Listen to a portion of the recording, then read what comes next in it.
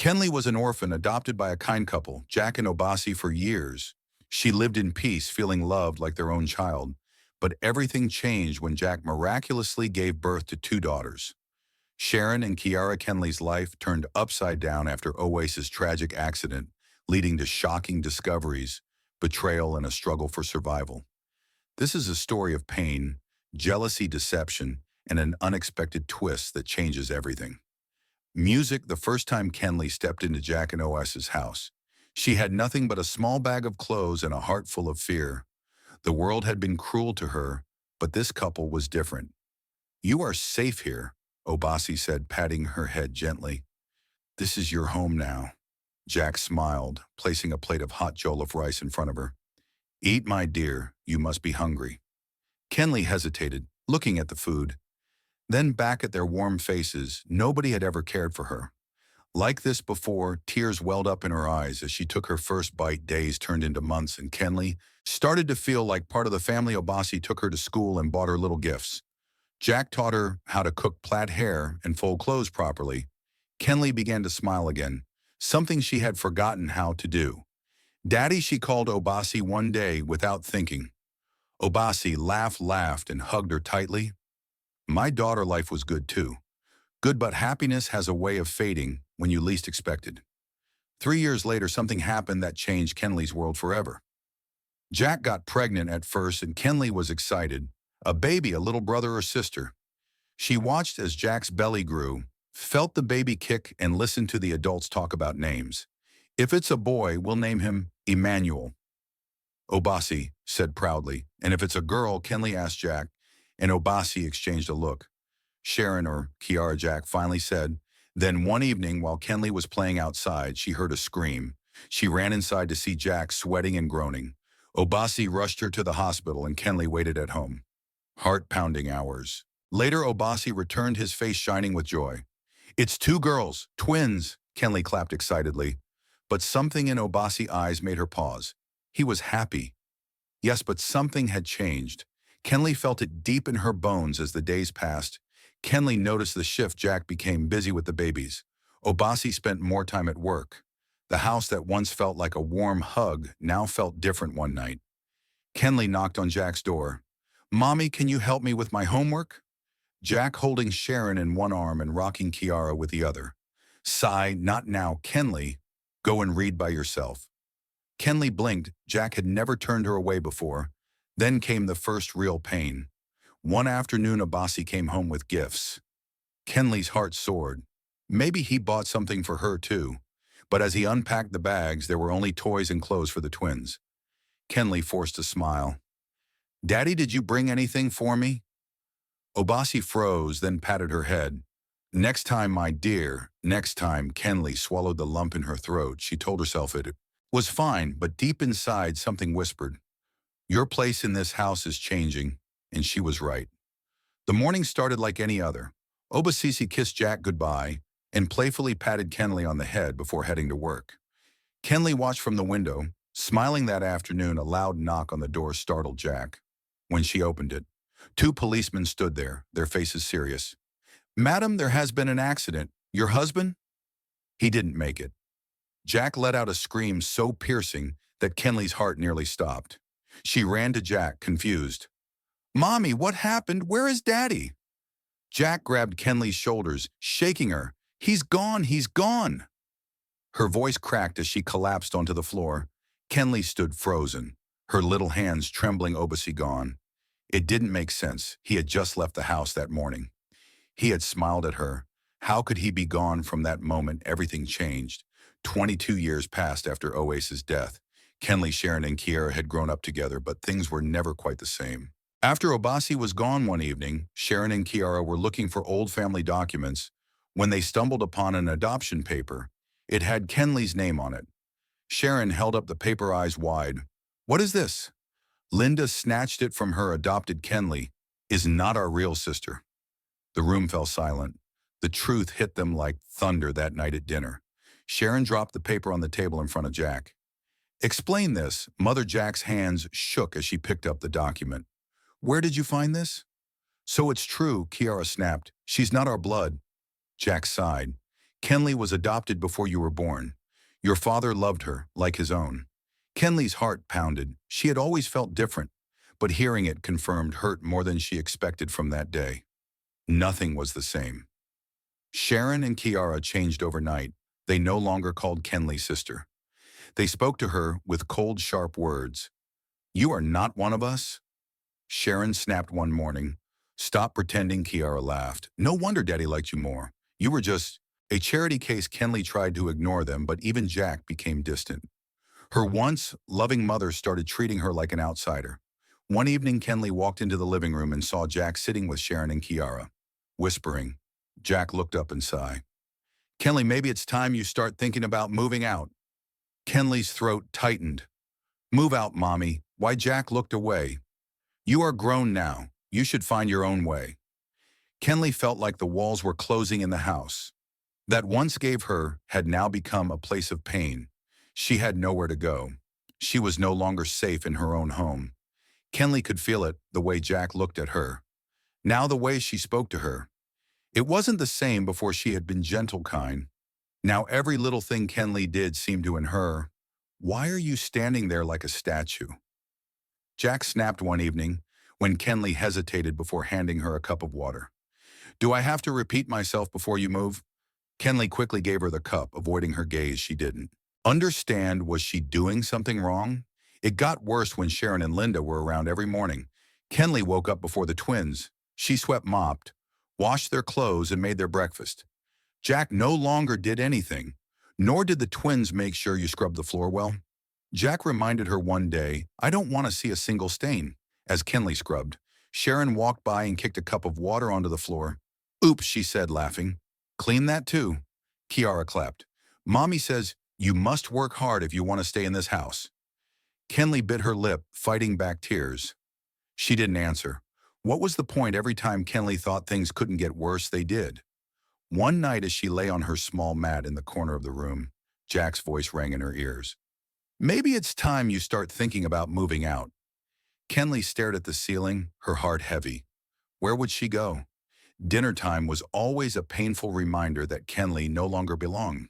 She placed the food on the table carefully. Arranging the plates, Jack sat at the head, while Sharon and Kiara laughed, whispering amongst themselves, Kenley, bring the soup. Sharon ordered, not even looking at her. Kenley quickly took some soup from the boiling pot, setting it on the table gently. Just as she turned to leave, Kiara smiled mockingly. Why are you standing there? Serve us. Kenley's hands trembled as she scooped the soup into their bowls as she reached Sharon. Sharon pulled back her plate. Did I say I wanted that much? Reduce it. Kenley obeyed silently, trying to stay calm. She moved to Kiara, but Kiara clicked her tongue. Did you wash your hands? I don't want your dirty hands near my food. Sharon burst into laughter. She should eat in the kitchen. She doesn't belong at this table. Kenley swallowed hard. Jack said nothing. She didn't even glance in Kenley's direction. The message was clear. Kenley was ignored, just a servant in her own home. With her head down, Kenley picked up her plate and walked to the kitchen. She sat on the cold old floor eating. Alone as their laughter echoed in the dining room, the next morning Jack called Kenley into the sitting room. She handed out a few narrow notes. Take this money and go to the market. Jack said, buy the things on this list and don't be careless. If you lose it, you won't eat for a week. Kenley nodded. She carefully hid the money under a cloth she had learned long ago. Not to argue, she went outside to fetch a bucket of water, to rinse a dress Jack had told her to wash. When she returned to the spot where she had kept the cloth, she froze. Her heart pounded. The money was gone. She checked the floor under the chair behind the door. Nothing. Panic gripped her. She searched again, turning over every item she could find.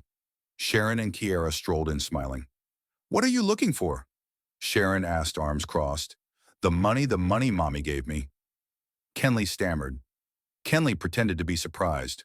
Oh no, you lost. Lost it. Ah, you're in trouble. Kenley's breath quickened. Did you see it, please? It was right here. Sharon raised an eyebrow. Why are you asking us? Did we touch your money? Maybe it disappeared into thin air. Linda laughed. Or maybe you never had any money to begin with. Tears welled in Kenley's eyes. She knew something was wrong, but she had no proof, and Jack would never believe her. Where is my money? Jack's voice thundered through the house. Kenley stood in front of her, hands clasped together. Mommy, I don't know what happened. I left it right there. Jack's slap came so fast, Kenley barely saw it. Pain burned through her cheek. So you're calling me a fool? Helen snapped. You lost my money, and now you want to lie. I'm not lying, I swear. Kenley pleaded, her voice shaking. Sharon and Kiara stood in the corner watching the scene with amusement. Jack turned to them. Did any of you see the money? No. Mommy, Sharon said sweetly. Maybe Kenley just misplaced it. Kara nodded, or maybe she used it to buy something for herself. Jack turned back to Kenley, eyes blazing. You will not eat for 1 week. Maybe hunger will teach you a lesson. Kenley's stomach twisted. She wanted to scream, to fight back, to tell Jack to check Sharon and Kiara's things. But what was the point? Jack wouldn't believe her as she walked away. Sharon whispered, good luck surviving the week. Kiara laughed, next time. Be more careful. Kenley felt the walls of the house closing in. She had lost the little security she had left, and for the first time she realized she was truly alone. Kenley had a strong feeling that Sharon had taken the money, but she had no proof. She decided to confront Jack anyway. Mommy, I think Sharon took the money, Kenley said hesitantly. Jack turned to her, her face twisting in anger. So now you are accusing your own sister? How dare you? But Mommy, before Kenley could finish, Jack raised her hand again. Kenley pulled back, bracing for another slap. You are ungrateful after all I have done for you. You dare open your mouth to insult my child. If you ever mention this again, you will regret it. Lowered her head, blinking back tears. She had no one on her side. One evening while fetching water, Kenley met Kelvin. He was well dressed and had a warm smile. Hi, he said. You look like you need a friend. Kenley hesitated. No one had spoken to her kindly in a long time. I'm Kelvin, he continued, and you are Kenley, she said softly. They talked for a while, and for the first time in ages, Kenley felt heard. Could she really trust him? Sharon noticed Kenley talking to a Moby, and her eyes darkened with jealousy. Who does she think she is? Sharon hissed. Kara smiled. Don't worry, we will make sure he loses interest in her. They began plotting, determined to take a Moby away from Kenley. Jack watched a Moby closely. She had noticed how his eyes lit up whenever he saw Kenley, a wealthy young man like him, wasting time on a nobody. Jack wouldn't allow it. One afternoon, as a Moby arrived at the house to visit Kenley, Jack intercepted him at the gate. A Moby, my son, she said, forcing a smile. I wanted to talk to you about something important. A Moby paused. Yes, ma'am, is something wrong? Jack sighed, shaking her head as if burdened by deep sadness. It's about Kenley. I see you care about her, and as her mother, I feel I should be honest with you. Amobi frowned, honest about what. Jack leaned in slightly. She's engaged. Amoy's face hardened. Engaged to who? A young man named Austin, a hard-working security officer. Jack said smoothly. They have been planning their wedding. I just didn't want you to waste your time. Amoy's jaw tightened. He took a step back. She never mentioned that. Jack sighed again. Maybe she didn't know how to tell you. I didn't want you to find out too late and be heartbroken. I hope you understand. Amobi forced a smile. I see, thank you for telling me. Ma'am, as he turned to leave. Jack smiled. She had done what needed to be done inside the house. Kenley waited for Aobi, but he never came that evening. Jack called Kenley into her room. Sharon and Kenley stood nearby, pretending to be uninterested, but their smile said otherwise. Kenley, you are no longer a child. Jack began looking her up and down. It's time for you to settle down. Kenley's heart pounded. Settle down? What do you mean? Jack smiled coldly. I have arranged for you to meet a good man. Austin, he works as a security officer. He is responsible and ready to marry you. Kenley's stomach twisted, but I don't want to get married. Bianca laughed mockingly. Who do you think you are? Do you think a rich man will come and marry you? Just accept what you get. Kiara laughed. Exactly. Or do you want to be in this house forever, eating free food? Kenley turned to Jack, pleading, Mommy, please, I don't love him. I don't even know him. Jack's smile vanished. You will marry him. That is final. If you refuse, you can pack your things and leave my house tonight. Kenley's hands trembled. Where will I go, Jack? Shrugged an eye. That is not my problem. Tears filled Kenley's eyes. She looked at Sharon and Kenley, who watched her like hungry lions enjoying their praise. Suffering, she was trapped. Jack sat in the living room with Sharon, a tricky smile playing on her lips. 1 month, she whispered. We have only 1 month to make sure Kenley is married off and out of this house. Sharon laughed. She has no idea what's coming. Austin thinks she is already interested. Jack nodded. Good, I spoke to the pastor today. The wedding date is set. Kiara walked in, overhearing the conversation. Mom, are you sure this will work? What if she refuses? Jack laughed. She has no choice. By the time she finds out, it will be too late. Meanwhile, Kenley sat in her room staring at the ceiling. Something felt off. Jack had been acting strangely, whispering with Sharon all the time. Kenley had a bad feeling, but she had no idea what was coming. A week later, Jack called Kenley into the living room. Austin was sitting there, a confident smile on his face. Sit down, Kenley, Jack ordered. Kenley hesitated before obeying. Austin cleared his throat. Kenley, I have spoken to your mother, and I want to make it official. I am ready to marry you. Kenley's heart dropped. Mary. Her voice was barely a whisper, but I never agreed to this. Jack shot her a warning look. Kenley, this is a blessing. Austin is a good man. You should be grateful. Austin leaned forward. I will take care of you. You won't have to worry about anything. Kenley shook her head. I don't love you. I don't even know you. Sharon laughed like you have a choice. Jack sighed in frustration. If you refuse this marriage, you can leave my house today, and don't expect to take anything with you. Kenley's chest tightened. She was trapped again, looking at Austin. She felt sick. He was smiling as if he had already won. So Austin asked, his tone impatient. Kenley's hands clenched into fists. She wanted to scream, to run. But where would she go? She had nowhere. No one. Jack folded her arms well. Kenley, are you accepting or walking out that door forever? Tears welled up in Kenley's eyes. She looked at the door, at the world outside, then at Jack, who had never truly loved her. She had no choice. She swallowed her pain and forced the words out. Yes, Austin smiled. Jack clapped her hands. Sharon and Kiara laughed. Kenley felt the walls closing and her fate was sealed. Kenley lay awake that night staring at the ceiling. She had to do something. She couldn't marry Austin. But what could she do? She had no money, no place to go the next morning. She gathered courage and approached Jack. Mommy, please, she said, her voice shaking. I can't marry Austin. I don't love him. Jack's expression darkened. Are you still talking about this? I thought we settled it. I beg you. Mommy, don't do this to me. Kenley pleaded, tears forming in her eyes. Jack crossed her arms. If you don't marry Austin, you will leave this house today with nothing. No food, no clothes, no place to sleep. Do you want to beg on the street? Sharon leaned against the doorway, smiling. Go ahead, Kenley. Let's see where you end up. Kenley's hands trembled. She turned to Kiara, hoping for sympathy. Kiara just shook her head. You're lucky Austin wants you. Jack stepped closer. So what is it going to be? Marry Austin and have a home? Or walk out and suffer? Kenley looked around the room. It wasn't home anymore. But outside there was nothing for her. Her voice was barely a whisper. I will marry him. Austin took her to his house. It was nothing like Jack's. The walls were cracked, the roof leaked, and the air smelled damp. This is where we will live, Kenley asked weakly. Austin threw his bag on the floor. What were you expecting? A palace? Kenley swallowed hard. Austin laughed. You better get used to it and start cooking. I don't like a lazy wife. Kenley's stomach twisted. She looked around the small, broken-down house. There was no running water.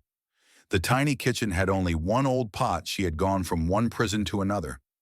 That night she lay on a thin mattress, staring at the ceiling.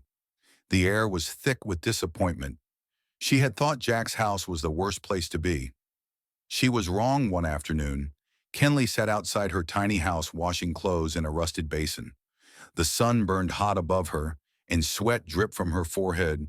Just as she wrung out the last cloth, she heard laughter. So this is where you live now? Sharon's voice rang out mockingly. Kenley looked up and saw Sharon and Kiara standing near the entrance, their eyes scanning the house with amusement. Sharon covered her nose dramatically. What is this smell? Kiara, can you breathe? Kiara laughed. I can't. I feel like I might faint. How does she even survive here? Kenley clenched her fist but remained silent. She wouldn't give them the satisfaction of seeing her pain.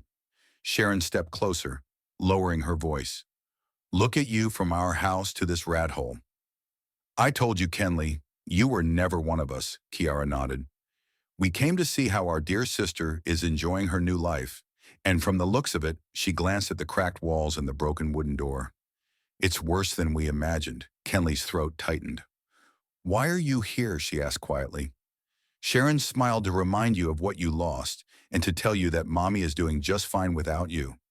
Kiara folded her arms. You should have stayed quiet and obeyed her. Maybe you would still be in a comfortable house instead of this dump. Kenley forced herself to breathe. You can laugh all you want. I may be struggling, but at least I'm free. Sharon laughed free. Look at you washing clothes outside like a maid. What kind of freedom is this? They both burst into laughter again before turning to leave. Enjoy your new life, Kenley. If you can call this living, Sharon said over her shoulder. Kenley watched them walk away, their laughter echoing in her ears. A tear slipped down her cheek, but she quickly wiped it away. She would not break.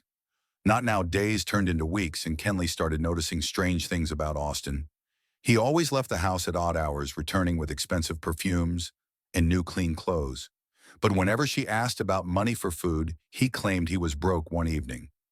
As Kenley cleaned the small sitting room, a piece of paper fell from Austin's jacket pocket. She picked it up and read it. Her hands began to shake. Bank statement. The balance was more money than she had ever seen. Just then, Austin entered. He saw the paper in her hands and snatched it away. What are you doing? He asked. Kenley took a step back. Austin, you said we had no money, but this says otherwise. Austin's face darkened. Mind your business, Kenley. You don't need to know where my money comes from. Kenley stared at him, realization dawning. You've been lying. You're not poor. Austin smiled. And what will you do about it? Leave? You have nowhere to go. Kenley felt a chill. Who was this man she had married one night? Kenley couldn't sleep. She sat up in bed listening as Austin spoke in hushed tones.